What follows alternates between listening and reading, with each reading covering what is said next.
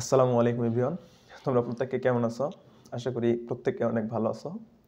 তো আজকে আমরা উচ্চ মাধ্যমিকের জীববিজ্ঞান দ্বিতীয় পত্রের একটি নতুন টপিক নিয়ে পড়া শুরু করব। টপিকটির নাম হচ্ছে কি ভাইয়া? রুই মাছ। জীববিজ্ঞানের দ্বিতীয় পত্র প্রাণীর পরিচিতি নামে একটি চ্যাপ্টার আছে এবং সেই চ্যাপ্টারের যে 3 নম্বর টপিকটা হচ্ছে রুই মাছ। প্রথমে আছে কি হাইড্রা, ঘাসফড়িং, তারপর আছে রুই মাছ। হাইড্রা ইতিমধ্যে আমাদের ইউটিউবে আপলোড করা আছে, তোমরা সকলেই দেখে নিবা। এবং আজকে থেকে রুই মাছ শুরু করতেছি, পরবর্তীতে ধারাবাহিকভাবে আপলোড হতে থাকবে ইনশাল্লাহ। তো দেখো, প্রথমে রুই মাছ কি, প্রথমে আমরা বোর্ডে একটা ছবি দাগায় নিছি, এটাই হচ্ছে রুই মাছ।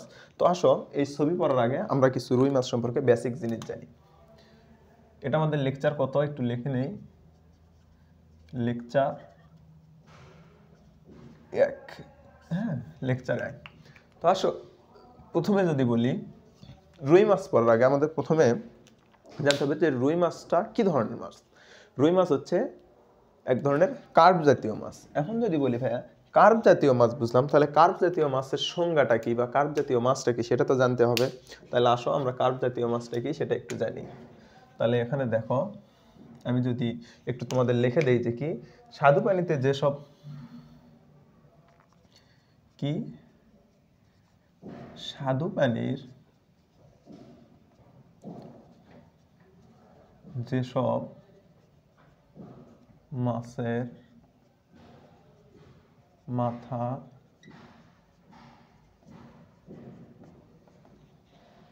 আইস বিহীন, কি ভাইয়া এটা হচ্ছে কিসের সঙ্গে জানতেছি? কার্প জাতীয় মাছ। কার্প জাতীয় মাছের সংজ্ঞা শিখতেছি। তাহলে কি স্বাদু পানিতে যেসব মাছের মাথা আইসবিহীন কিন্তু সারা দেহ। দেখো তো ভাইয়া, এই চিত্রটা যেহেতু একটা রুই মাছের চিত্র এবং রুই মাছ কি মাছ বললাম? কার্প জাতীয় মাছ। তাহলে এই চিত্র দেখো তো, এই চিত্রে রুই মাছের মাথাটা বা যে মাথার অংশ আমরা বুঝতে পারতেছি, এই অংশটা কি কোনো আইস নেই, কিন্তু সারা দেহটা কি আইসে আবৃত। সারা দেহ আইসে আবৃত, কিন্তু এটা একটা বিশেষ ধরনের আইস, যে আইসটার নাম কি সাইক্লয়েড আইস। তাহলে কি সারা দেহ সাইক্লয়েড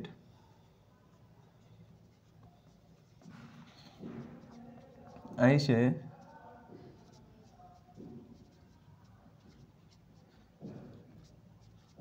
আবৃত। সারা দেহ কি? সারা দেহ সাইক্লয়েড আইসে আবৃত থাকে এবং দেহ গহ্বরে কি থাকে? গহ্বরে পটকা থাকে।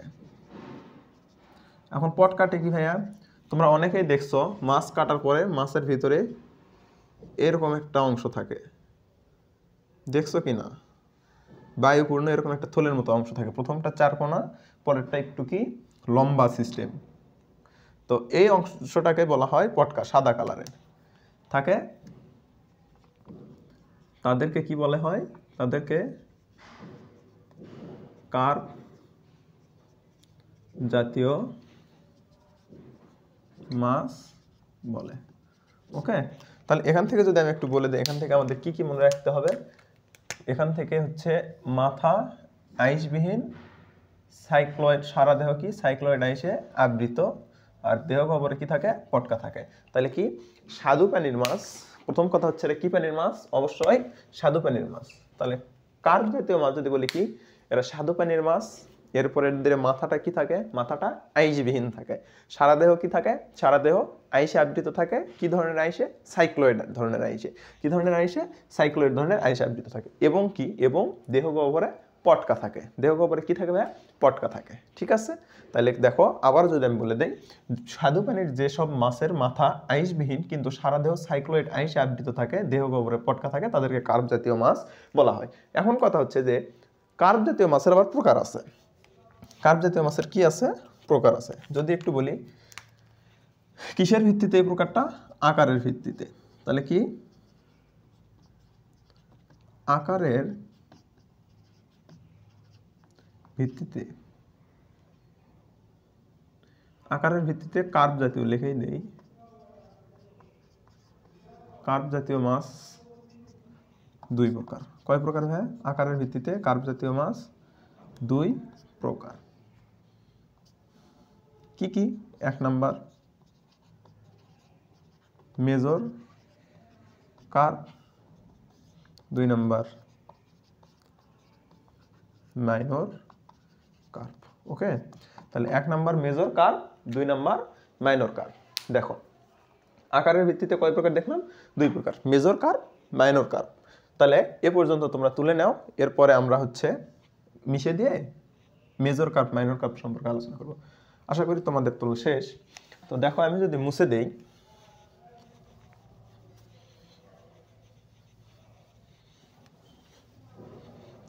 দেখো ভাই এখানে কিন্তু আমি অনেক কয়েকটা বইয়ের ইনফরমেশন অ্যাড করে দিব। তোমরা যে রাইটারের বই পড়ো না কেন, ওই রাইটারের বই কি করবা, সবগুলা যে ইনফরমেশনগুলো তোমার বই মিসিং আছে ওই ইনফরমেশনগুলো টপিকের সাথে লিখে রাখবা। তাইলে এক বই পড়লেই তোমার অ্যাডমিশন পর্যন্ত কভার হয়ে যাবে। আসলে ভাই অ্যাডমিশনের সময় বলতে হয় অনেক বই পড়তে হয়, অনেক বই পড়তে হয়। আসলে অনেক বই পড়তে হয় না, তুমি কার কাছে পড়তেছো সে তোমাকে কিভাবে পড়াচ্ছে এটা হচ্ছে মেইন কথা। যদি তোমার সেই টিচারটা তোমাকে সব বইয়ের ইনফরমেশন যদি একসঙ্গে দিয়ে দেয়, তাহলে তোমার তো সব বই পড়া লাগতেছে না, কারণ তোমার এক বইয়ে সব ইনফরমেশন থাকতেছে। তাই আমিও অনেক ইনফরমেশন মানে অনেক বইয়ের ইনফরমেশন একসাথে করে দিচ্ছি তোমাদের সুবিধার জন্য, তোমরা সেগুলা আলাদাগুলা লিখে রাখবা। দেখো তাহলে কি দেখলাম, কার্প জাতীয় মাছ কয় প্রকার? 2 প্রকার। কি কি? মেজর আর মাইনর। আসো মেজর নিয়ে আলোচনা করা যায়। মেজর কার্পটা কি? মেজর কার্পের একটা সংজ্ঞা আমাদের এক বই এরকম ভাবে লেখা আছে যে যে কার্পগুলো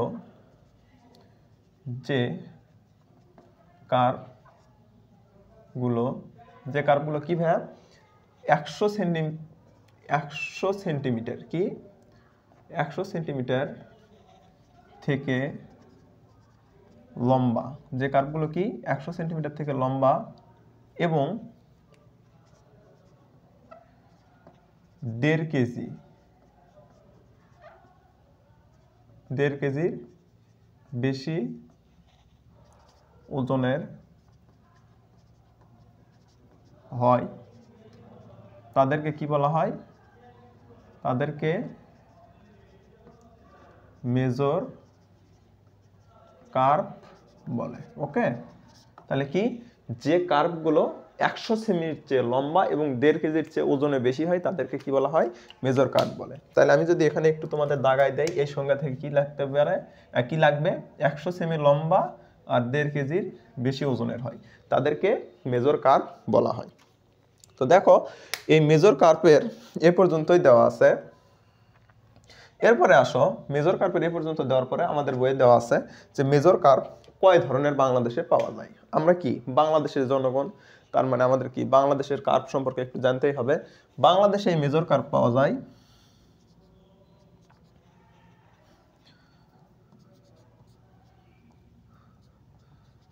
বাংলাদেশে এই মেজর কার্পটা 3 ধরনের।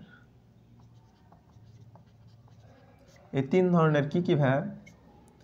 1 নাম্বার হচ্ছে রুই, 2 নাম্বার হচ্ছে কাতলা, 3 নাম্বার হচ্ছে মৃগেল। রুই, কাতলা, মৃগেল। তাহলে কি এর হচ্ছে কি কি ভাই? রুই, কাতলা, মৃগেল। আচ্ছা নিচের লেখা কি দেখা যাচ্ছে? হ্যাঁ দেখা যাচ্ছে। তাহলে কি বাংলাদেশে কয় ধরনের পাওয়া যায়? 3 ধরনের। কি কি? রুই, কাতলা, মৃগেল। এখন আসো ভাইয়া, যেহেতু আমরা রুই মাছ নিয়ে পড়তেছি তার মানে রুই মাছ সম্পর্কে ভালোভাবে জানতে হবে। অঞ্চলভেদে, হ্যাঁ অঞ্চলভেদে রুই মাছের নাম বিভিন্ন রকম হয়। অঞ্চলভেদে রুই মাছের নাম কি হয়? বিভিন্ন রকম হয়। কি কি? যদি বলি একটা হচ্ছে রুই মাছকে বলা হয় রুহিত মাছ, আরেকটা যদি বলি রাও, রুহিত, রাও। এরপরে কি? গরমা, রুহিত, রাও, গরমা। আরেকটা কি? নৌশি।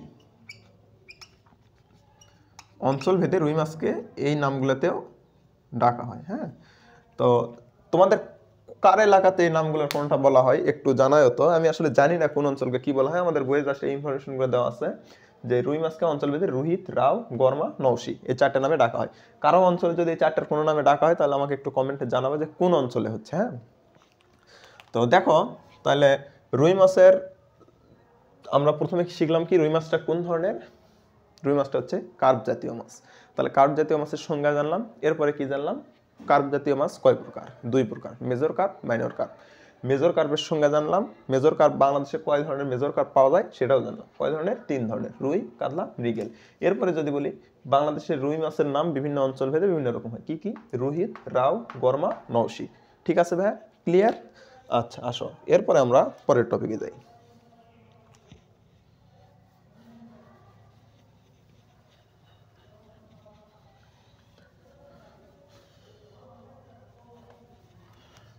পরের টপিক কি ভাইয়া? এখন আমরা জানবো রুই মাছ সম্পর্কে। এখন যদি রুই মাছ সম্পর্কে বলি তাহলে প্রথম কথা আসে কি? প্রথম কথা আসে রুই মাছ কি ধরনের? রুই মাছ হচ্ছে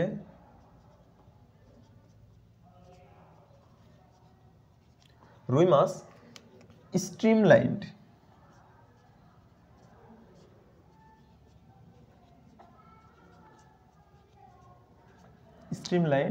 ধরনের। তাহলে এখন কথা হচ্ছে ভাই স্ট্রিমলাইন ধরনের বা আকৃতির, যেটাই বলি না কেন একই কথা, স্ট্রিমলাইন আকৃতির। এখন স্ট্রিমলাইন বলতে কি বুঝাই? দেখো ভাই, এই রুই মাছকে যখন আমরা এই বরাবর কাটবো, এই বরাবর কাটার পরে, অর্থাৎ আমার হাতটা যদি রুই মাছ বলি, এই হাতের এই বরাবর কাটলাম, কাটার পরে যদি এই পাশ থেকে দেখি তাহলে রুই মাছের ওই পাশ থেকে দেখলে রুই মাছটা দেখতে কিরকম দেখায় দেখো তো? এরকম ডিম্বাকার শেপেরই তো দেখায় নাকি? এরকম ডিম্বাকার শেপের দেখায়, তাই তো নাকি? এই যে ডিম্বাকার শেপটা পাইলাম, এখানে তো এরকম থাকে আর এখানে মেরুদণ্ডটা থাকে, এরকমই তো নাকি? এই যে ডিম্বাকার শেপটা পাইলাম, এই ডিম্বাকার শেপের জন্য রুই মাছ যখন পানির মধ্যে সামনের দিকে এগিয়ে চলে তখন কোনো বাধার সম্মুখীন হয় না। আর এই পানির মধ্যে চলার সময় বাধার সম্মুখীন হয় না বলেই এই আকৃতিকে কি বলা হয়? স্ট্রিমলাইন আকৃতি। বোঝা গেছে কি? তাহলে রুই মাছটা কি আকৃতি? স্ট্রিমলাইন আকৃতি। এরপরে যদি বলি রুই মাছ সম্পর্কে, স্ট্রিমলাইন আকৃতিটুকু জানলে আমাদের হচ্ছে মানে এর যে আকার আকৃতি থেকে আর কি। এরপর আসো আকারের দিকে যদি বলি, 2 নাম্বারটা কি?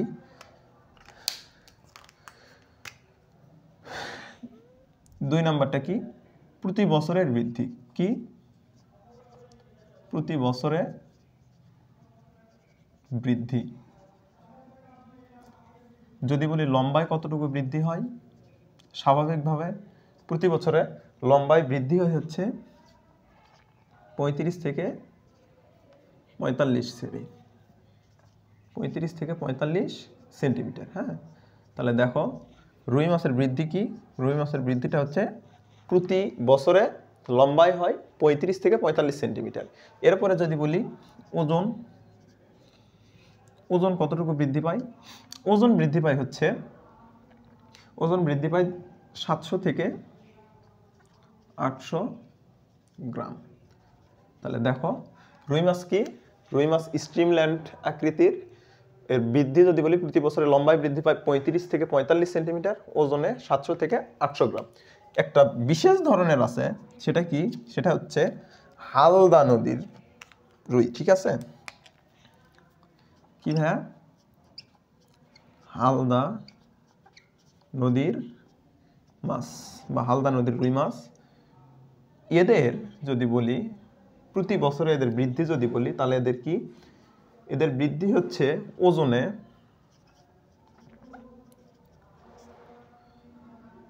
2 থেকে আড়াই কেজি, 2 থেকে আড়াই কেজি পর্যন্ত বৃদ্ধি পায়। তাহলে স্বাভাবিকভাবে বৃদ্ধি কত? 700 থেকে 800 গ্রাম। কিন্তু হালদা নদীর এরা কি 2 থেকে আড়াই কেজি পর্যন্ত প্রত্যেক বছরে বাড়ে। এই হালদা নদীর এই মাছগুলার একটা বিশেষত্ব এটা না, দেখো তো এরা কি খুব দ্রুত বাড়ে। এই দ্রুত বাড়ার কারণেই এই হালদা নদীর মাছগুলার দামও অনেক বেশি হয়। কি হয়? দামও অনেক বেশি হয়। দেখো এই হালদা নদীর মাছগুলাকে যদি বলি 4 দিনের পোনা, হ্যাঁ 4 দিনের যে পোনাগুলো আছে, এই পোনাগুলা 60 থেকে 65 হাজার টাকা, 60 থেকে 65 হাজার টাকা প্রতি কেজি বিক্রি হয়। তাহলে চিন্তা করো, স্বাভাবিকভাবে যদি রুই মাছ বলি 200 থেকে 220 টাকা কেজি বড় সাইজগুলা, কিন্তু এদের যে পোনাগুলা এগুলা প্রতি কেজি 60 থেকে 65,000 টাকা বিক্রি হয়। আর এই 4 দিনের পোনাগুলাকে কিছু নামে ডাকা হয়। যদি বলি 4 দিনের পোনাগুলাকে কি কি নামে ডাকা হয় জানি না, দেখা যাচ্ছে কিনা। সেগুলা হচ্ছে রেনু পোনা বা ডিম পোনা। কি ভাই? রেনু পোনা বা ডিম পোনা। 4 দিনের এই হচ্ছে পোনাগুলোকে কি বলা হয়? রেনু পোনা বা ডিম পোনা। ঠিক আছে, তাহলে দেখো আমাদের গেল মাছের আকৃতি সম্পর্কে। এবার আসো মাছের যদি বসতি নিয়ে একটু আলোচনা করি। কি নিয়ে? রুই মাছের বসতি।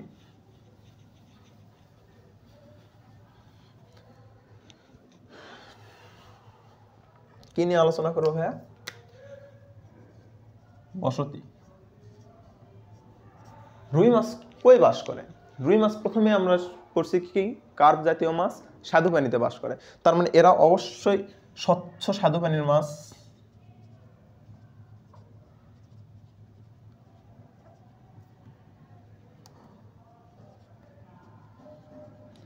স্বচ্ছ স্বাদু পানির মাছ বা স্বচ্ছ স্বাদু পানিতে বাস করে।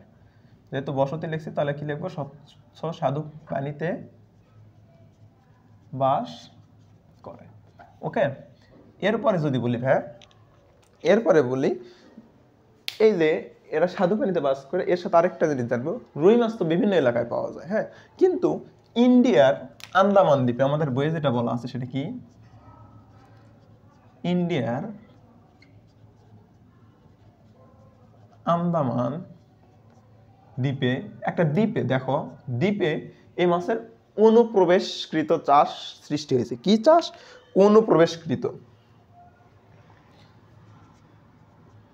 অনুপ্রবেশকৃত বা অনুপ্রবেশিত, হ্যাঁ, অনুপ্রবেশিত চাষ চালু হয়েছে। তাহলে অনুপ্রবেশিত কথাটার অর্থ কি ভাই? দ্বীপে বানানটা মনে হয় আমার ভুল গেছে, দয়ে বয় দীর্ঘ ইকার হবে। অনুপ্রবেশিত মানে কি? এখানে এই মাছটা পাওয়া যায় না, কিন্তু এই মাছটাকে ওখানে অন্য জায়গা থেকে নিয়ে এসে চাষ করা হয়। অর্থাৎ অন্য জায়গা থেকে কোনো কিছু নিয়ে এসে এখানে চাষ করা হয় বলে এখানে চাষটাকে কি বলা হয়?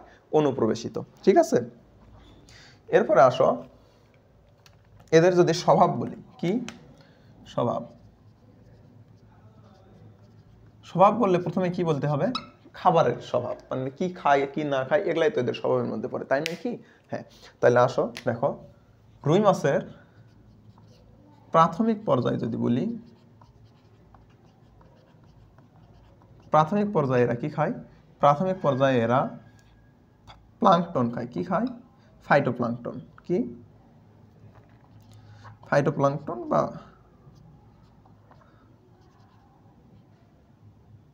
পয়লয়াকার প্লাঙ্কটন খায়। এই প্লাঙ্কটনটা কি হতে পারে? উদ্ভিদ প্লাঙ্কটন, প্রাণী প্লাঙ্কটন, যে কোনোটা হতে পারে। তাহলে কি? প্রাণীও হতে পারে, উদ্ভিদও হতে পারে, অর্থাৎ প্লাঙ্কটন। এরপরে যদি বলি, এটা গেল হচ্ছে প্রাথমিক অবস্থায়। এরপরে যদি বলি আঙ্গুলিপোনা দশা।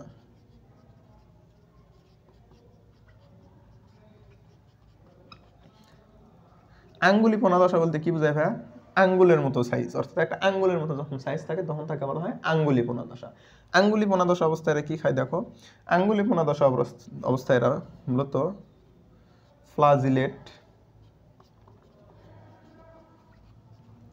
ফ্লাজিলেট, দেন ডেসমিড।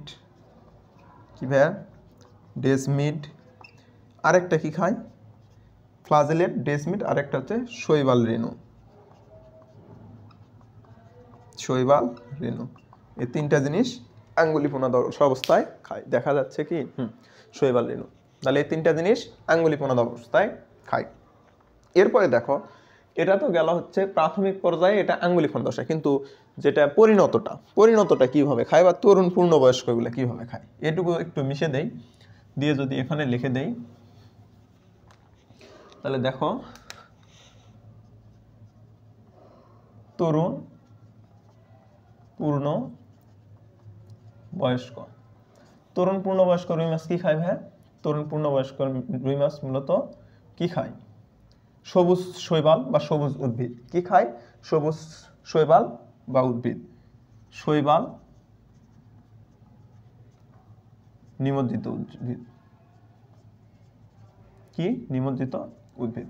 তাহলে দেখো তো ভাইয়া, শৈবাল আর নিমজ্জিত উদ্ভিদ খায়, তার মানে এটা কি? শাক জাতীয় জিনিস খায়, তার মানে এটা কি? শাকাশী। তাহলে রুই মাছকে কি বলা হয়? শাকাশী প্রাণী বলা হয়। কি বলা হয় ভাইয়া? শাকাশী প্রাণী বলে। প্রাণী কয় রকমের? মাংসাশী আর শাকাশী। তাহলে রুই মাছ কোন ধরনের? শাকাশী প্রাণী। ঠিক আছে। এরপরে যদি বলি আরেকটা, এর বিশেষ বৈশিষ্ট্য, এটা খুবই গুরুত্বপূর্ণ, বিশেষ করে বোর্ড পরীক্ষার এমসিকিউ বলি, ভর্তি পরীক্ষার অ্যাডমিশন মানে ভর্তি পরীক্ষার এমসিকিউ বলি, যে জায়গাতেই বলি না কেন খুবই গুরুত্বপূর্ণ। সেটা হচ্ছে 14 ডিগ্রি সেলসিয়াস তাপমাত্রার নিচে রুই মাছ বাঁচে না। বাঁচে না। ইনফিনিটি লেভেলের স্টার এটা এমসিকিউ এর জন্য। কি লেভেলের স্টার? ইনফিনিটি লেভেলের স্টার। 14 ডিগ্রি সেলসিয়াস তাপমাত্রার নিচে রুই মাছ বাঁচে না। ঠিক আছে। তো আসো, এ পর্যন্ত যদি আমাদের হয় তাহলে আমরা পরের টপিকে যাই। দেখো, রুই মাছ সম্পর্কে প্রথমের যে কথাবার্তাগুলা সেগুলা জেনে নিলাম। এরপরে আসো এখন রুই মাছের আমরা গঠন সম্পর্কে জানবো। কি জানবো ভাই? রুই মাছের গঠন। তাহলে দেখো, রুই মাছের কি জানবো এখন? বাহ্যিক গঠন। সব কিছুরই কয়টা গঠন থাকে? দুই ধরনের, বাহ্যিক গঠন আর অভ্যন্তরীণ গঠন। তাহলে বাহ্যিক গঠন সম্পর্কে এখন জানবো। বাহ্যিক গঠন সম্পর্কে যদি বলি তাহলে প্রথমে কি, এদের দেহ লম্বা মাকু আকৃতির। কি? দেহ লম্বা মাকু আকৃতির।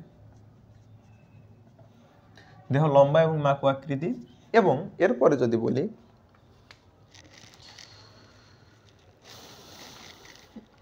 পরিণত রুই মাছের একটা ওজন আছে। হ্যাঁ, দেহ লম্বা মাকু আকৃতির আর পরিণত রুই মাছের ওজন কি?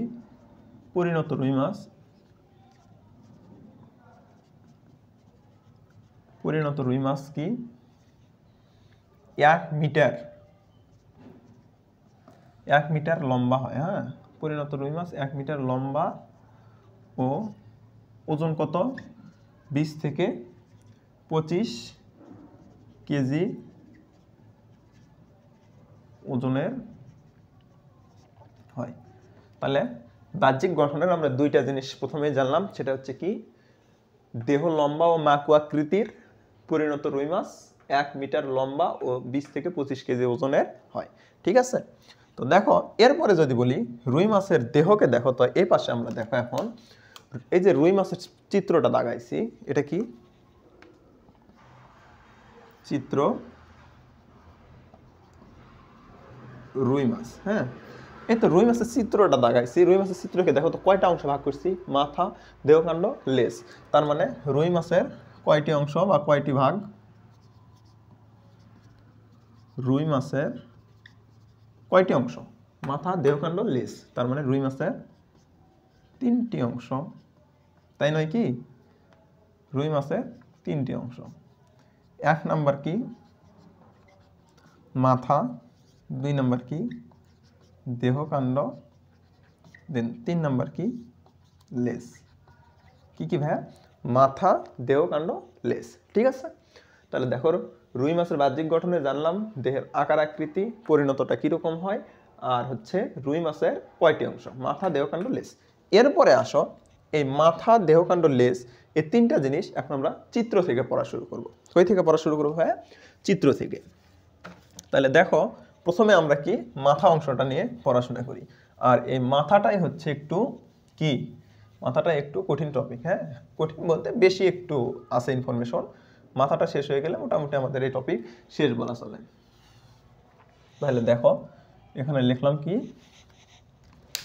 বুঝতেছি না মার্কার এরকম করার কারণ কি।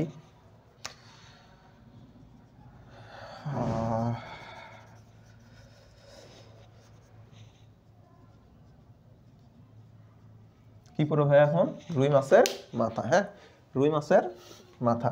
দেখো, এখানে একটা জিনিস দেখো, রুই মাছের মাথা কই থেকে কই পর্যন্ত বিস্তৃত। দেখো তো, মাথাটা এখান থেকে শুরু করে, অর্থাৎ অগ্রভাগ থেকে শুরু করে, এটা রুই মাছের কি কানকোনা। এই যে এটাই তো কান। রুই মাছের কি দেখো, অগ্রভাগ থেকে শুরু করে কানের কোন পর্যন্ত? পিছন ভাগ পর্যন্ত না, অর্থাৎ কানের পশ্চাৎ পার্শ্ব পর্যন্ত বিস্তৃত। দেখো মাথাটা, এই খণ্ডটা মাথা, এই খণ্ডটা দেহখণ্ড, এই খণ্ডটা লেজ। তাহলে মাথাটা কতটুকু?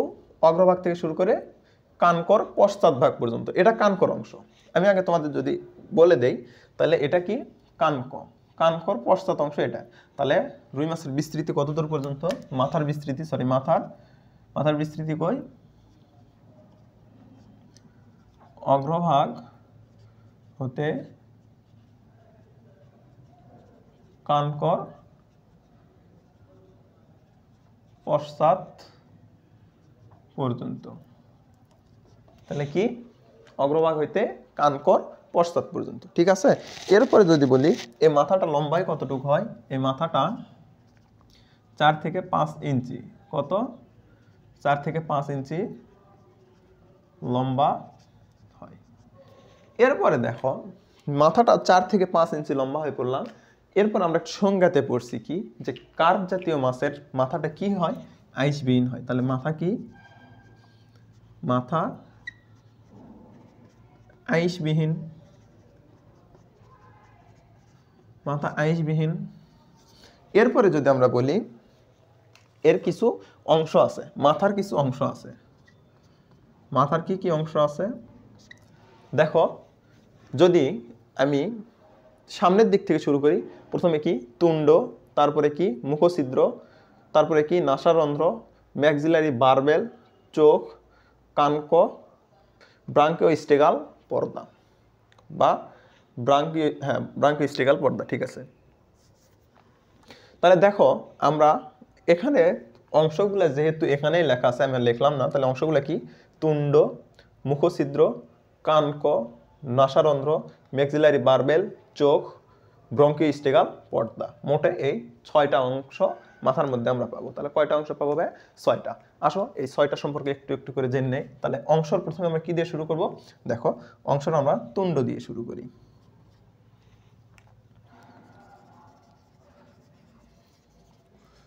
কি দিয়ে শুরু করবো ভাই? তুণ্ড দিয়ে। তুণ্ড, হ্যাঁ। তাহলে দেখো এই যে তুণ্ডটা কিরকম? দেখো তো তুণ্ডটা কি ছুচালো অংশ মনে হচ্ছে নাকি ভোতা টাইপের? ভোতা মানে কি? মাথাটা এরকম চোখো নয় বা এরকম সুচালো নয়, এরকম ভোতা টাইপের। তাহলে দেখো তো মাথাটা কি? ভোতা টাইপের। তাহলে কি? ভোতা। তুণ্ডটা কিরকম হয়? ভোতা হয়। আর এর সাথে কি হয় ভাই?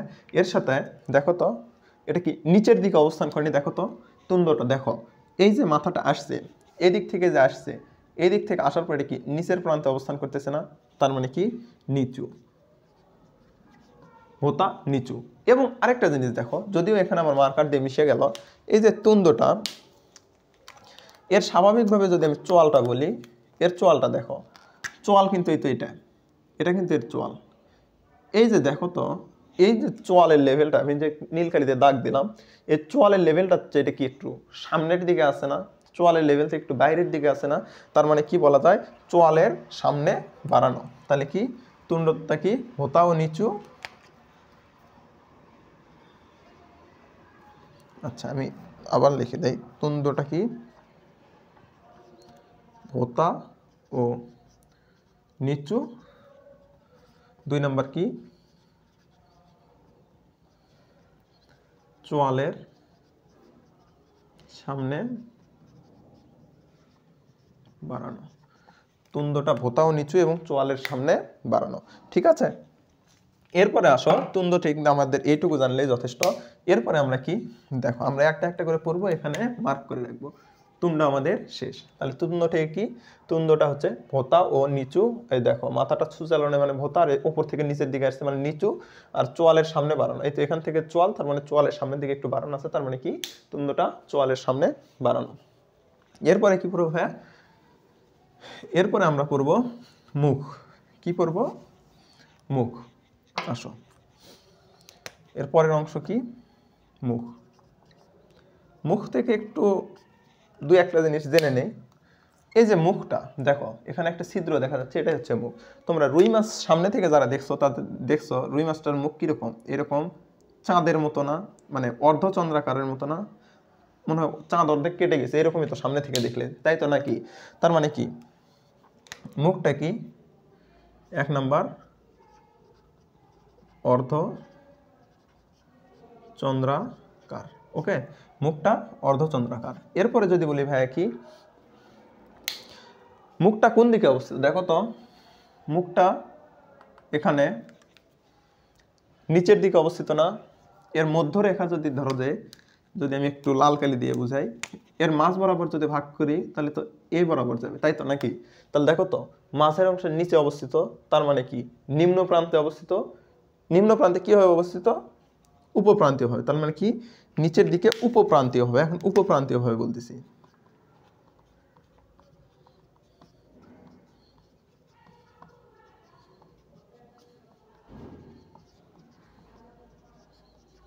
নিচের দিকে উপপ্রান্তীয় ভাবে অবস্থান করে। দেখো এক প্রান্তের দিকে অবস্থিত না, এটা কি মাঝ বরাবর অবস্থিত না, নিচের দিকে এক প্রান্ত বরাবর অবস্থিত, এই জন্য একে বলা হয় উপপ্রান্তীয়। ঠিক আছে, তাহলে কি নিচের দিকে উপপ্রান্তীয় ভাবে অবস্থান করে, অর্ধচন্দ্রাকার। আরেকটা যদি বলি তাহলে কি মুখ কি দ্বারা আবৃত? স্বাভাবিকভাবে যদি বলি, দেখো তো মুখ কি দ্বারা আবৃত? উপর আর নিচে কি আছে? ওষ্ঠ বা ঠোঁট আছে। তাইলে এই মাছও তার ব্যতিক্রম নয়। তাইলে কি ঊর্ধ্ব ও নিম্নোষ্ঠে আবৃত। ঊর্ধ্ব বানান কি ঠিক হলো? ঊর্ধ্ব ও নিম্নোষ্ঠে। এটা নিম্নোষ্ঠে মানে কি ঊর্ধ্ব ও নিম্ন ওষ্ঠে, সেখানে একসাথে কি বলা হয়েছে? নিম্নোষ্ঠে। ঊর্ধ্ব ও নিম্নোষ্ঠে আবৃত। ঠিক আছে, তাহলে দেখো মুখটা কি অর্ধচন্দ্রাকার, নিচের দিকে উপপ্রান্তীয় ভাবে অবস্থান করে, ঊর্ধ্ব ও নিম্নোষ্ঠে আবৃত। মুখ থেকে তিনটা জিনিস আমাদের জানলেই চলবে। তাহলে দেখো প্রথমে কি জানলাম? তুণ্ড জানলাম। তুণ্ডটা কি ভোঁতা এবং নিচু, আর এটা কি হচ্ছে চোয়ালের সামনের দিকে অবস্থান করে। এরপরে কি মুখ বা মুখছিদ্র, আসলে ওখানে মুখছিদ্র লেখা আছে, এখানে মুখছিদ্র হবে।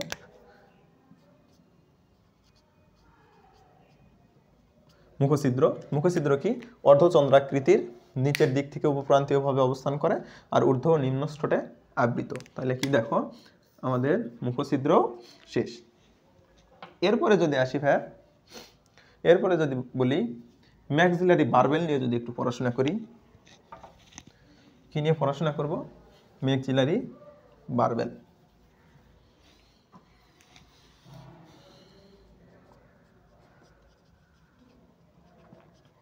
Maxillary barbel. ম্যাক্সিলারি বারবেলটা কি ভাই? ম্যাক্সিলারি বারবেলটা হচ্ছে এই তো দেখো এখানে রুই মাছ, তোমরা যারা দেখছো খেয়াল করছো কিনা জানি না, রুই মাছের উপরের প্রান্ত থেকে অর্থাৎ পৃষ্ঠীয় দেশ থেকে, পৃষ্ঠীয় দেশ বলতে মাথার উপর থেকে দুইটা সরু সুতার মতো অংশ বের হয়, খুবই নরম, খুবই সূক্ষ্ম। তোমরা যারা খুব ভালো করে খেয়াল করছো তারা দেখে থাকবা, এখানে সুতার মতো একটা অংশ পাওয়া যায়, যেটাকে কি বলা হয়? Maxillary barbell. এখন আমরা রুই মাছের এটা এক পাশে দেখতেছি, তার মানে রুই মাছের ওই পাশেও এরকম। তার মানে কি রুই মাছের ওই পাশে কি আছে? বলো কি আছে? রুই মাছের ওই পাশেও এরকম একটা ম্যাক্সিলারি বারবেল আছে। তাহলে মোটে কয়টা ম্যাক্সিলারি বারবেল থাকবে? ম্যাক্সিলারি বারবেল থাকবে দুইটা বা এক জোড়া। তাহলে আমরা কি কি বললাম দেখো, প্রথমে বলছি খুবই নরম এবং সরু সুতার মতো, কয়টা থাকে? দুইটা থাকে। তাহলে সেই জিনিসগুলো এখানে লিখবো। ম্যাক্সিলারি বারবেল কেমন? নরম। দুই নাম্বার কি? সরু সুতার মতো।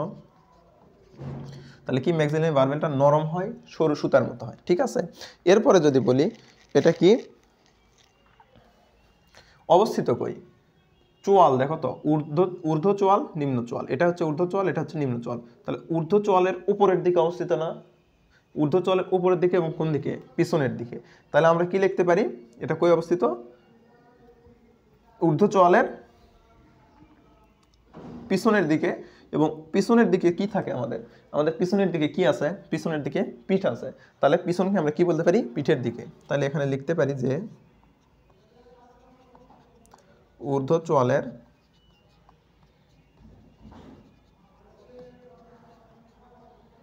আচ্ছা তোমার পিছের দিকে লেখো, ঊর্ধ্ব চোয়ালের পিছের দিকে অবস্থিত, তাহলে তোমাদের বুঝতে সুবিধা হবে।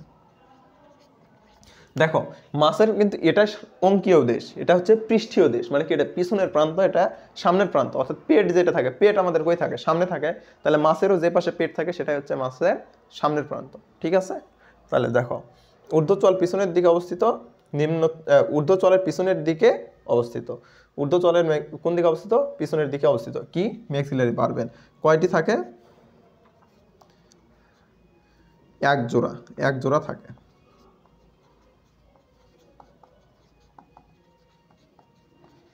কি বললাম দেখো তো, আমরা এক পাশের ছবি দেখতেছি, তার মানে অপর পাশেও এরকম আছে, তার মানে কি অপর পাশে একটা আছে, তার মানে টোটালে কয়টা আছে? দুইটা। যদিও এখানে আমি যদি বুঝে দিতে চাইতাম তাহলে সম্ভব হয়তো, এখানে যদি এরকম করে দিতাম এই রেখা থেকে, তাহলে ওই পাশ থেকে আরেকটা ওখানে। তো ম্যাক্সিলারি বারবেল কয়টা থাকে? দুইটা থাকে। তাহলে কি দেখো, এলা নরম সরু সুতার মতো, ঊর্ধ্বচলের পিছের দিকে অবস্থিত, আর এক জোড়া থাকে। ম্যাক্সিলারি বারবেল থেকে এই চারটা জিনিস জানলেই আমাদের জন্য হয়ে যাচ্ছে। হ্যাঁ, এরপরে আসো, এরপরে আমরা পরের একটাতে যাব।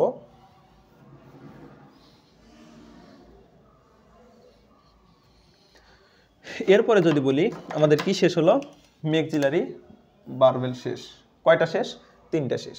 এবার আসো কিসে যাব? আমরা নাসারন্ধ্রে যাব। কি? নাসারন্ধ্র। নাসারন্ধ্র করবো। হ্যাঁ, নাসারন্ধ্র কি? মানুষের নাক কয়টা থাকে?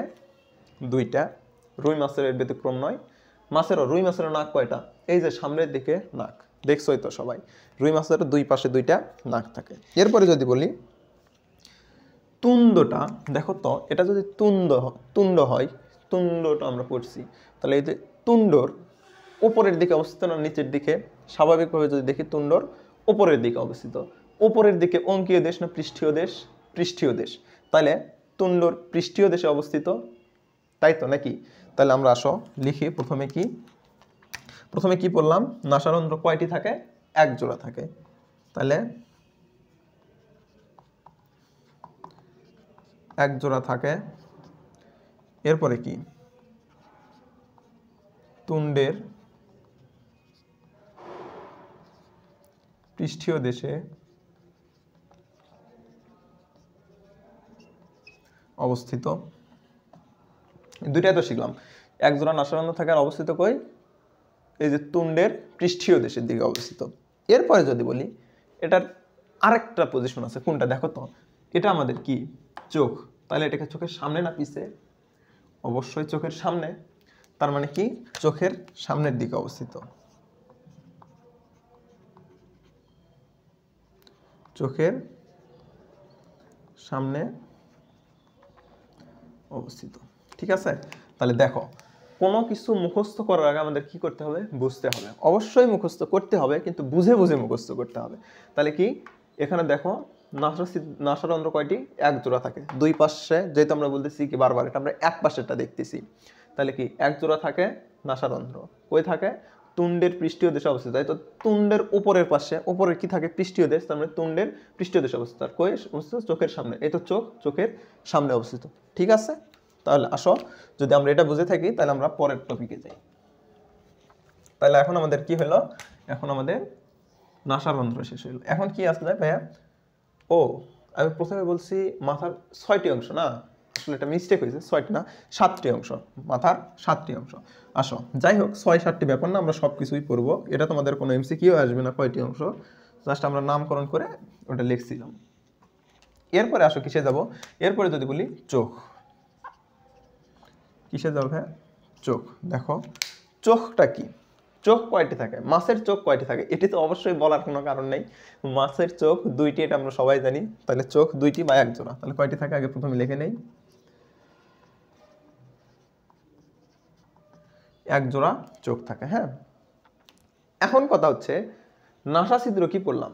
নাসা ছিদ্র কই অবস্থিত? চোখের সামনে অবস্থিত। তার মানে চোখটা নাসা ছিদ্রের কোথায় অবস্থিত হবে? নাসা ছিদ্রের পিছনে অবস্থিত। তাহলে কই?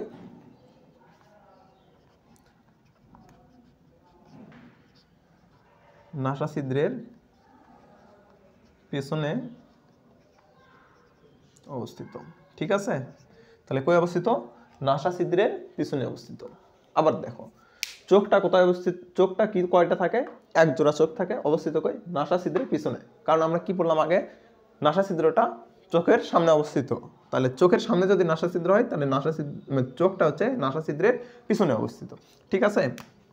এরপরে আসো, এগুলো দেখতে কেমন? বড় গোলাকৃতির। বড় গোলাকৃতির। হ্যাঁ, এবং খুব ইম্পর্টেন্ট যদি বলি ভাই এখান থেকে এটাই, সেটা হচ্ছে 4 নম্বরটা, সেটা কি, চোখের পাতা থাকে না। মানে কি থাকে না, এটা হচ্ছে পাতাবিহীন। ওকে, অর্থাৎ চক্ষু পল্লববিহীন। তোমাদের বইয়ে এই শব্দটা লেখা আছে চক্ষু পল্লববিহীন। তো চক্ষু পল্লববিহীন মানে হচ্ছে চোখের পাতা। এই যে আমাদের চোখের পাতা আছে না, দেখো আমি চোখের পাতা ধরতেছি, এই যে চোখের পাতাটা এদের নাই। তোমরা মাছ নিয়ে খেয়াল করে দেখবা এরা কি চোখের পাতা থাকে না। তাহলে চোখ থেকে কি কি জানলাম, এক জোড়া চোখ থাকে, নাসাছিদ্রের পিছনে অবস্থিত, নাসাছিদ্রের পিছনে অবস্থিত, বড় গোলাকৃতির পাতাবিহীন। দেখো আমি চোখে কিন্তু পাতা দাগাই নাই, তার মানে কি পাতাবিহীন। তো চোখও আমাদের শেষ হইলো। এরপরে আসো আমরা পরের অংশে যাই। পরের অংশটা কি আছে ভাই, পরের অংশ যদি বলি আমি, আমাদের কি শেষ হলো, চোখ শেষ হলো। এখন দেখো কি আছে এখানে, কানকর ব্রঙ্কিওস্টেগাল পর্দা। তাহলে আসো আমরা প্রথমে আগে কানকটা জানি। কি জানবো, কানক। ঠিক আছে, এখন দেখো ভাই কানক জিনিসটা কি আমি যদি একটু বুঝাই দেই। তোমরা রুই মাছ, মাছ তো সবাই দেখছো, মাছের কি হয়, এরকম ভাবে ঢাকা থাকে, এরকম ভাবে কি থাকে, দুই পাশে থেকে দুইটা পাখা থাকে। ওই মাছগুলো দেখবা যখন পুকুর থেকে উঠে নেয় তখন কি করে, এরকম এরকম করে, এবং ওর নিচে লাল একটা ফুলের মতো অংশ দেখা যায়, যেটাকে কি বলা হয়, মাছের ফুলকা। কি বলা হয়, মাছের ফুলকা, বা গ্রাম অঞ্চলে আমাদের মাছ আছে অনেক সময় এটাকে কি বলে, মাছের ফুল। হ্যাঁ, তাহলে কি দেখো এটাকে বলা হয় মাছের ফুলকা। এই যে ফুলকাটাকে ঢেকে রাখতেছে কে, বলো তো দেখি, আমি হাতটাকে কি, এই হাতটা হচ্ছে মাছের কানক। তাহলে ফুলকাটাকে ঢেকে রাখে কে, ফুলকাটাকে ঢেকে রাখে কানক। ঠিক আছে, এই ফুলকাটাকে ঢেকে রাখে কি, কানক। তাহলে এই কানকটা দেখো তো, ফুলকাটাকে ঢেকে রাখলো। প্রথমে এটা লিখি,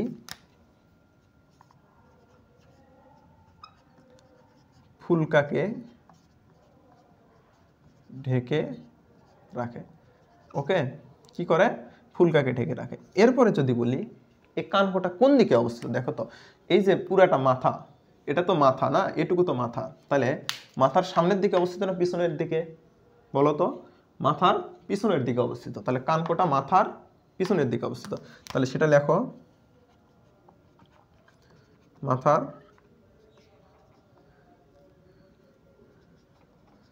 পিছনের দিকে অবস্থিত। ওকে, তাহলে কানকটা কোন দিকে অবস্থিত, কানকটা মাথার পিছনের দিকে অবস্থিত। এরপরে যদি বলি ভাই এটা কি করে, ফুলকা প্রকোষ্ঠকে ঢেকে রাখে আর মাথার পিছনের দিকে অবস্থিত। এটা দেখতে কেমন, এটা দেখতে পাতলা ও তুলনামূলক ব্রঙ্কিওস্টেগাল পর্দার চেয়ে বড়। তাহলে কি বড়, দেখতে কেমন, পাতলা ও বড়। ঠিক আছে, তাহলে দেখো কানক থেকে কি জানলাম, ফুলকাকে ঢেকে রাখে, মাথার পিছনের দিকে অবস্থিত, পাতলা ও বড়। দেখো এখন এই যে প্রথমে বলছিলাম, এটা যদি আমার মানে মাছের কানক হয়, এটা ধরো ফুলকা, এই যে কানক ফুলকাকে ঢেকে রাখতেছে, ফুলকাকে ঢেকে রাখতেছে কে, কানক। এই কানকটা কি করে, ফুলকাকে ঢেকে রাখে, মাথার সামনের অংশ পিছনের অংশ, তার মানে মাথার কোন দিকে অবস্থিত, মাথার পিছনের দিকে অবস্থিত, পাতলা ও বড়। দেখতে কেমন, পাতলা ও বড়। তাহলে আসো আমাদের কি শেষ হইলো, আমাদের কানকটাও শেষ। এরপরে যদি বলি ভাই আছে কি, ব্রঙ্কিওস্টেগাল পর্দা। কি আছে, ব্রঙ্কিওস্টেগাল পর্দা। দেখো ব্রঙ্কিওস্টেগাল পর্দা। ব্রঙ্কিওস্টেগাল পর্দা থেকে আমরা জাস্ট একটা জিনিসই জানবো। দেখো তোমরা দেখছো আমাদের মারা যখন মাছ কাটে তখন কানকটা কি এভাবে মোচড় দিয়ে ভাঙে, মোচড় দিয়ে ভাঙে, ভাঙে কোন জিনিস, যেটা শক্ত সেটাই তো ভাঙবে নাকি। এখন কথা হচ্ছে মাছের দেহটাও কিন্তু খুব একটা নরম না, মাছের যে কানকটা যেখানে লাগানো থাকে সেটা মোটামুটি শক্ত, তোমরা হাত দিয়ে ফিল করে দেখবা।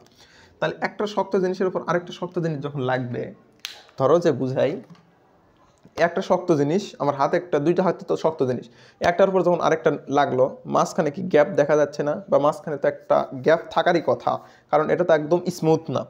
তাহলে মাছের কানকটাও এরকম, একটা শক্তের উপরে আরেকটা শক্ত লাগতেছে, তখন কি মাঝখানে একটা স্পেস থাকার চান্স থাকে। এই যে মাঝখানের যে স্পেসটা থাকে, এই স্পেসটাকে ঢেকে রাখে কে? ব্রঙ্কিওস্টেকাল পর্দা, কারণ এই পর্দাটা কি? নরম। আর মাছের কানকোটা কীরকম দেখো তো, অর্ধচন্দ্রাকৃতির না? তাহলে কানকোটা যখন উপরে গিয়ে মাছের উপরে গিয়ে বসে তখন কীরকম সৃষ্টি করে? অর্ধচন্দ্রাকৃতির একটা গ্যাপ সৃষ্টি করে, বা যে গ্যাপটা থাকে সেটা কীরকমের? অর্ধচন্দ্রাকৃতির গ্যাপ। তাহলে কি? ফুলকা রন্ধ্রের বড় অর্ধচন্দ্রাকার ছিদ্রকে ঢেকে রাখে। জাস্ট এটাই এখান থেকে জানবো কি?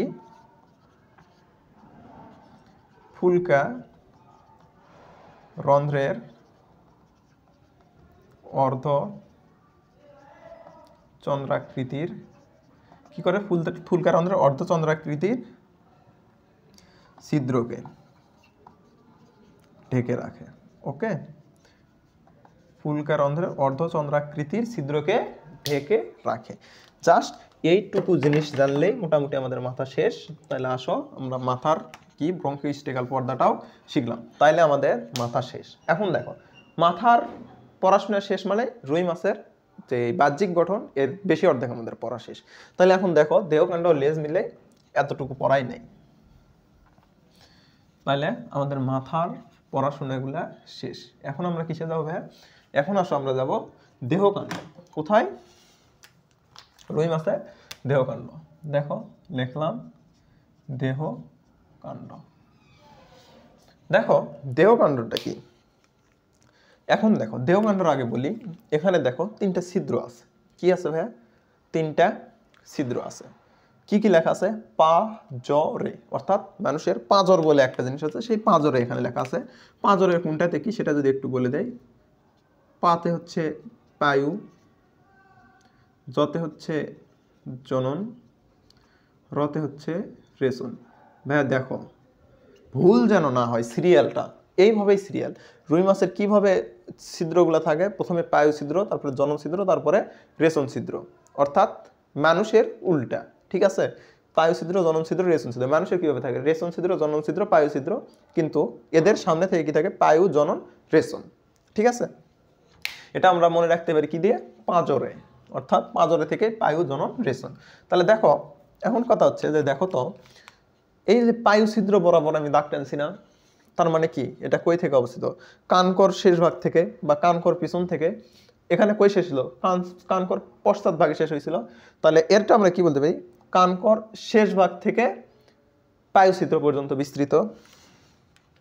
তাহলে দেহকাণ্ড কতদূর বিস্তৃত? কানকর শেষ ভাগ থেকে।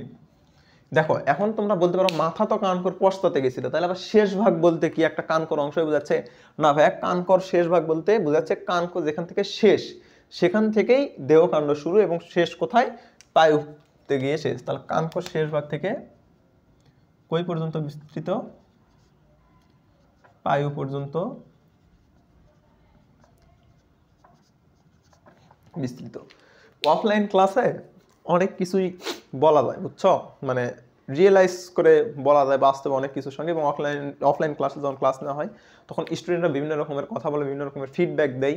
তখন হয় কি যে জিনিসগুলা দুই একটা মিস্টেক হয়ে গেলে বা কোনো কারণে দুই একটা বলতে ধরো যে লিখতে বা ভুল হয়ে গেলে তখন স্টুডেন্টরা বললে সেই জিনিসটা কি হয়ে যায়? সঠিক করে দেওয়া যায়। কিন্তু অনলাইনে দেখো আমি ক্লাস নিচ্ছি, আমার পুরো রুম ফাঁকা, আমি একাই ক্লাস নিচ্ছি, যার কারণে দুই একটা বানান মিস্টেক হইতে পারে। তোমরা সেই বানানগুলা বই দেখে সংশোধন করে নেবা, হ্যাঁ? বাট এরকম কখনোই মিস্টেক হবে না যে পুরো ইনফরমেশন ভুল, এরকম কখনো মিস্টেক হবে না। দুই একটা বানান সংশোধন তোমাদেরকে করে নিতে হবে। আর অফলাইন ক্লাসে হয় কি ফিজিক্যালি সবাই প্রেজেন্ট থাকে, তো বিভিন্ন ধরনের কথা বললে হাসি ঠাট্টা মজা সব কিছুই হয়। কিন্তু অনলাইনে আসলে এইভাবে হাসি ঠাট্টা মজা করাটা কঠিন, বিশেষ করে রেকর্ড ক্লাসে তো আরও অনেক কঠিন। তারপরে দেখো এখানে দেখো তো কি দেখতেছি? এগুলা পাখনা, পাখনা, পাখনা, তাই তো নাকি? সেটাই তো। এখন কথা হচ্ছে দেহকাণ্ডটা তাহলে পাখনা বহন করে, আমরা বলতেই পারি কি বলতে পারি? দেহকাণ্ড কি বহন করে? দেহকাণ্ড পাখনা বহন করে। তাহলে কি? পাখনা বহন করে। ওকে, দেহকাণ্ড কি করে ভাইয়া? পাখনা বহন করে। ওকে, এরপরে যদি বলি এই তো দেখো অঙ্কীয় দেশে। তোমাদের বই একটা জিনিস বলা আছে কি ভাই, দেহকাণ্ডটা শুরু কানকর শেষ থেকে পায়ু পর্যন্ত বুঝলাম, কিন্তু আবার আরেকটা জিনিস বলা আছে, দেখো এই চিত্রে কিন্তু পায়ু তাইলে লেজের মধ্যে পড়ে যাচ্ছে, তাই যাচ্ছে কিনা, পায়ু লেজের মধ্যে পড়ে যাচ্ছে, কিন্তু বইয়ের আরেক জায়গায় আবার লেখা আছে কি দেহের অঙ্কীয় দেশে 3টি ছিদ্র থাকে, এটা দেহকাণ্ডের মধ্যেই পড়ে। তাহলে কি যা আছে তাই পড়তে হবে, অঙ্কীয় দেশে 3টি ছিদ্র থাকে। ছিদ্র 3টি কি কি? পায়ু, জনন, রেশম। কি কি ভাই? পায়ু, ছিদ্র, জনন ছিদ্র,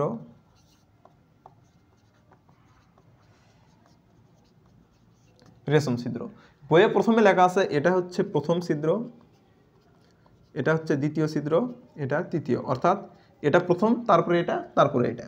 তাহলে আমরা এই সিরিয়ালটা মনে রাখবো কি দিয়ে? পা জ রে। এই পাঁচরে শব্দ দিয়ে আমরা এই সিরিয়ালটা মনে রাখবো, ঠিক আছে ভাই?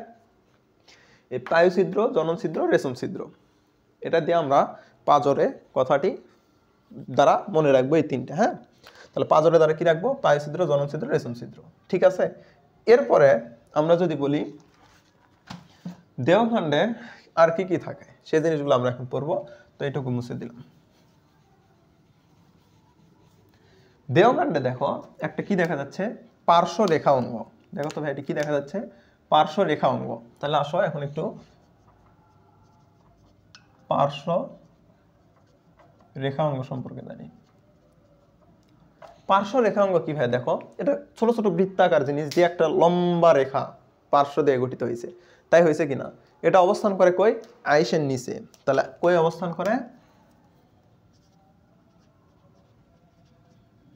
আইসের নিচে। ওকে, তাহলে কই অবস্থান করে? আইসের নিচে।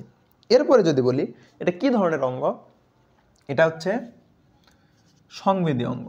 কি অঙ্গ ভাইয়া? সংবেদী অঙ্গ। এখন কথা হচ্ছে সংবেদী অঙ্গ, এই সংবেদী অঙ্গটার কাজ কি? সংবেদী অঙ্গের কাজ হচ্ছে কি? সংবেদ গ্রহণ করা। হাইড্রাতে আমরা পড়ছি সংবেদী অঙ্গ কি করে? বিভিন্ন ধরনের পরিবেশের সাথে সংবেদ গ্রহণ করে। তাহলে এই অঙ্গের কাজ হচ্ছে সংবেদ গ্রহণ করা। এখন এই সংবেদী অঙ্গটার একটা নাম আছে, অঙ্গটার নাম কি? নিউরোমাস্ট। নিউরোমাস্ট, সংবেদী অঙ্গ নিউরোমাস্ট থাকে। হ্যাঁ, সংবেদী অঙ্গ নিউরোমাস্ট থাকে। তাহলে হচ্ছে সংবেদী অঙ্গটা কি? নিউরোমাস্ট। এখন কথা হচ্ছে কি সংবেদী অঙ্গের কি?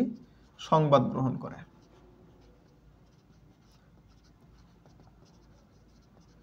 কি ধরনের সংবাদ গ্রহণ করে? পানির যে তরঙ্গ আছে, পানি কি ঢেউ খেলে চলে, তার মানে কি পানির একটা তরঙ্গ বা ওয়েভ আছে, এই পানির তরঙ্গ থেকে, পানির তরঙ্গ হতে কি গ্রহণ করে?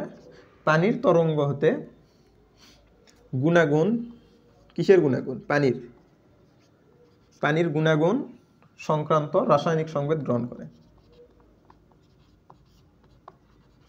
সংক্রান্ত রাসায়নিক সংবেদ গ্রহণ করে। ওকে, অর্থাৎ পানির গুণাগুণটা কিরকম আছে বা রাসায়নিকভাবে কি পরিস্থিতিতে আছে সেই সংবেদটা গ্রহণ করে কে? এই সংবেদী অঙ্গ নিউরোমাস্ট, ঠিক আছে? তাহলে আসো, এটাই হচ্ছে পার্শ্বরেখা নিয়ে পড়া। পার্শ্বরেখা গেল, কি গেল? পার্শ্বরেখা। এরপরে আমরা কি ভাইয়া? পাখনাগুলা একসঙ্গে শিখবো। কিগুলা একসাথে শিখবো? পাখনাগুলা। আসো এখন তাহলে পার্শ্বরেখা মুছে দিয়ে পাখনাগুলা লিখি। দেখো পাখনা,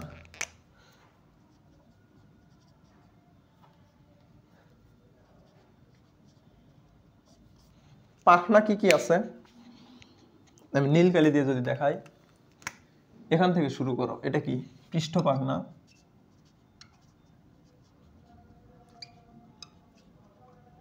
এরপরে কি আছে?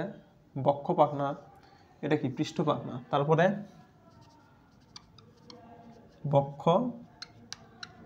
পাখনা। এরপরে যদি বলি কি? শ্রোণী পাখনা,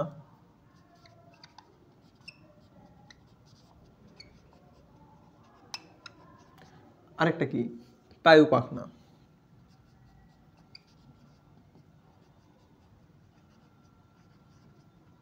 এখন কথা হচ্ছে ভাই দেখো তো বক্ষ পাখনাটা এ পাশে একটা আছে, তাহলে অপর প্রান্তেও কি আছে? অপর প্রান্তেও একটা আছে।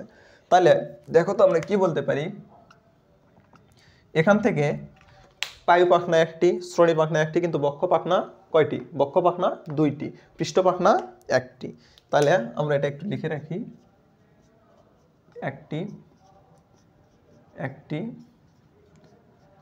একটি একটি মিস্টেক।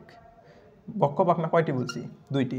তাহলে মোট কয়টি পাখনা পাওয়া যায় ভাই রুই মাছে? রুই মাছে 1 2 2 2 4 1 5, মোট 5টি পাখনা পাওয়া যায়। ঠিক আছে, তাহলে পাখনা কি করে?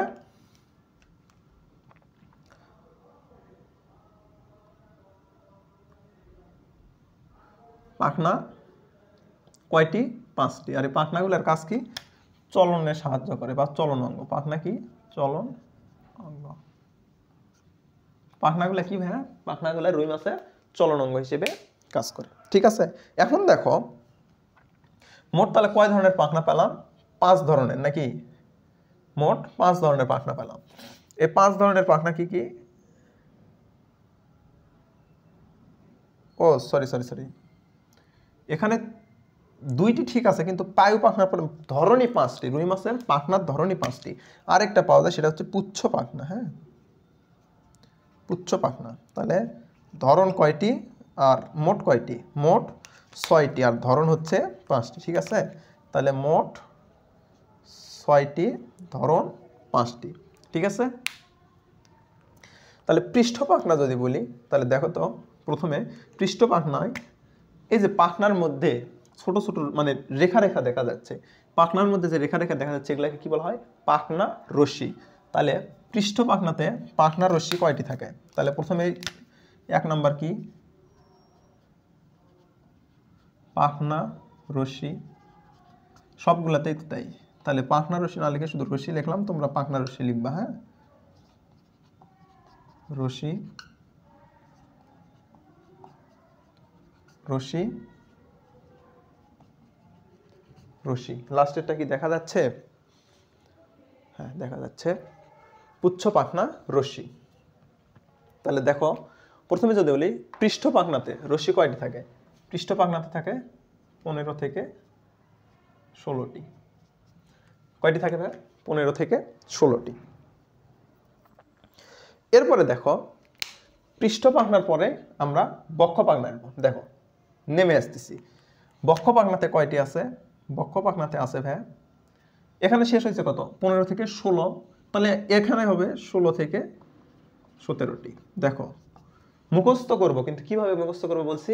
বুঝে বুঝে মুখস্থ করব।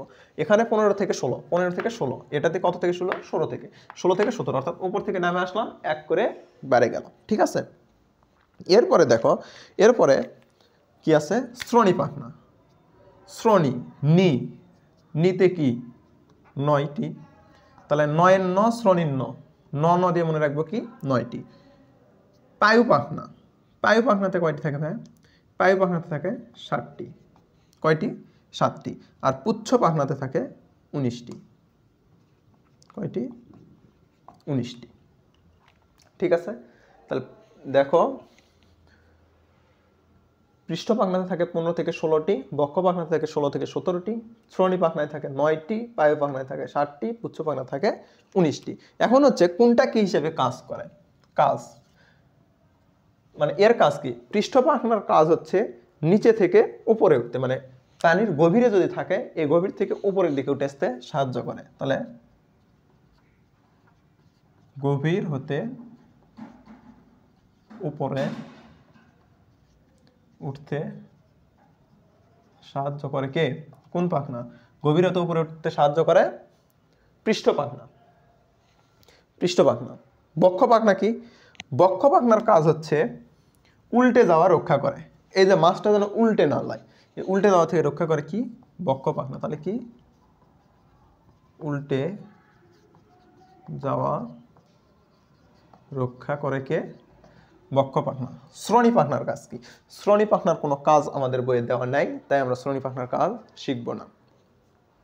এরপরে যদি বলি পায়ু পাখনা কি, পায়ু পাখনার কাজ হচ্ছে এটা হচ্ছে সুস্থিতি, মানে চলনের সময় যখন রুই মাছটা সামনের দিকে যায় তখন এর একটা সুস্থিতি বজায় রাখা তো দরকার নাকি, তাছাড়া তো কোনো কন্ট্রোল থাকবে না। তাহলে এই চলনের সময় সুস্থিতি বজায় রাখে কে, পায়ু পাখনা। চলনে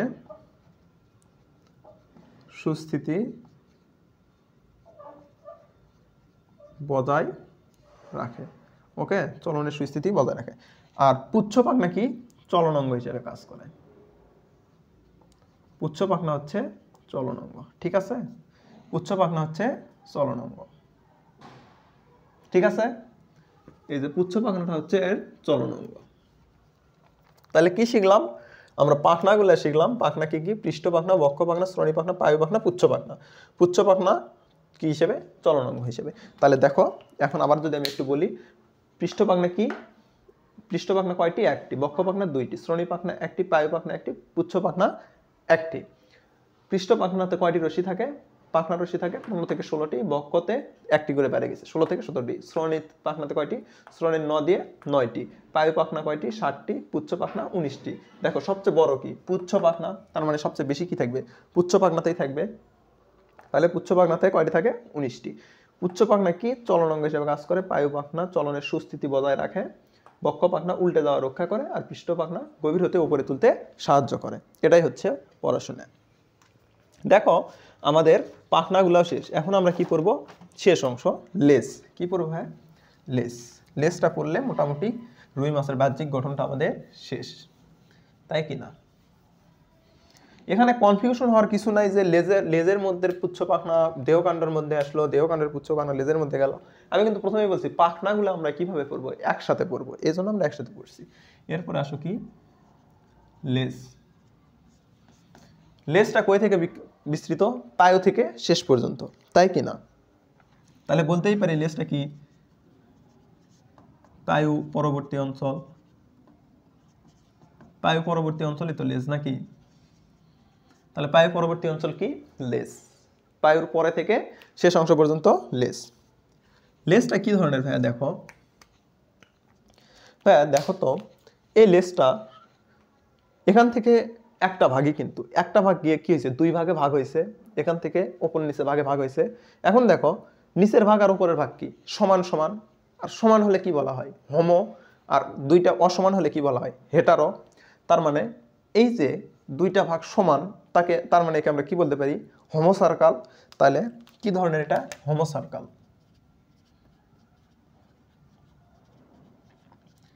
কি ধরনের, হোমো সার্কাল। পায়ু পরবর্তী অঞ্চল হচ্ছে লেজ, এবং লেজটা কি ধরনের, হোমো সার্কাল ধরনের। এরপরে দেখো যে পাখনা রশ্মি বললাম, এগুলাতে কিন্তু পুচ্ছ পাখনাতে থাকে ডার্মাল রশ্মি বা পাখনা রশ্মি, যেটাই বলি না কেন, ডার্মাল রশ্মি থাকে। এই রশ্মিগুলো কি, এই রশ্মিগুলো হচ্ছে উপরের এবং নিচের প্রান্তে বড়।